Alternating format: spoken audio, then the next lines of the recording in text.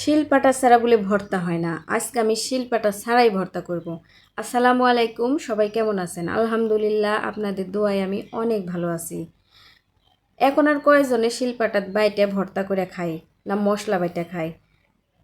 বেশিরভাগ সবাই দেখেন ব্লেন্ডারে ব্লেন্ড করে খায়। আজকে আমি ব্লেন্ডারে ব্লেন্ড করে এই শুটকি ভর্তা করব। বন্ধুরা, এই শুটকির নাম কি আপনারা জানেন? যদি জেনে থাকেন অবশ্যই কমেন্টে বলে যাবেন। এই শুটকি ভর্তা করতে আমার যা যা লাগবে, আমি এটি কয়েকটা পেঁয়াজ কুচি করে লিছি, দুইটা রসুন গোটা গোটা ছিলে লিছি কোয়া, আর শুকনা মরিচ লাগবে কয়েকটা, আর ছোটো ছোটো চারটে আলু কুচি কুচি করে কেটে লিছি।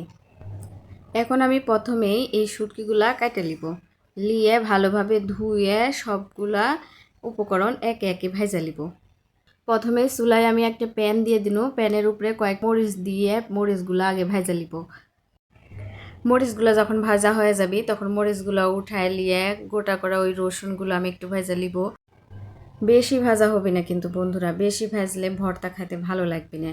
সাথে পেঁয়াজগুলো আমি ভেজে নিব। তারপরে শুটকি ভালোভাবে ধুয়ে নেওয়া শুটকিগুলো ভেজে নিব। শুটকি ভাজার সময় একটু লবণ দিয়ে দিব আর একটু হলুদ দিয়ে দিব, দিয়ে লাইড়ে সাইড়ে শুটকিগুলো ভালোভাবে ভেজে নিব।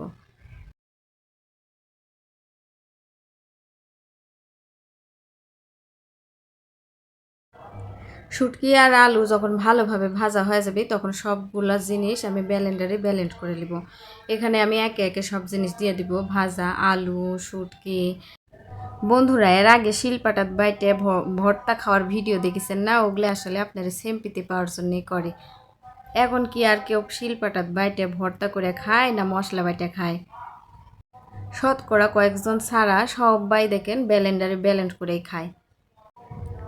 থাকবে বন্ধুরা, যে যাই করে করুক গা। এরপর আমি শুকনা ভাজা দিয়ে দিব, আর ওই ভাজা পেঁয়াজ আর গোটা রসুন ভাজা লিসুন ওগুলোও দিয়ে দিব, দিয়ে সবগুলো মশলা এখন আমি ব্লেন্ডারে ব্লেন্ড করে নিব।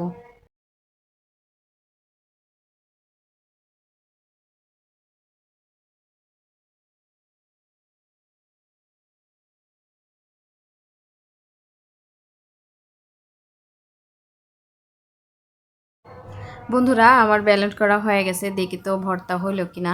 আই দেখেন দেখেন কি সুন্দর হয়ে গেছে। পাটা ছাড়া বলে ভর্তা করা যায় না? পাটা ছাড়াও সুন্দর হয় ব্লেন্ডারে। ভর্তা মুখে দিয়ে দেখি লবণ একটু কম হচ্ছে, লবণ দিয়ে একটু মাখায় নিয়ে এই তো হয়ে গেল আমার শুটকি ভর্তা। বন্ধুরা, এই শুটকি ভর্তা গরম ভাত দিয়ে খাইতে সেই স্বাদ লাগবে।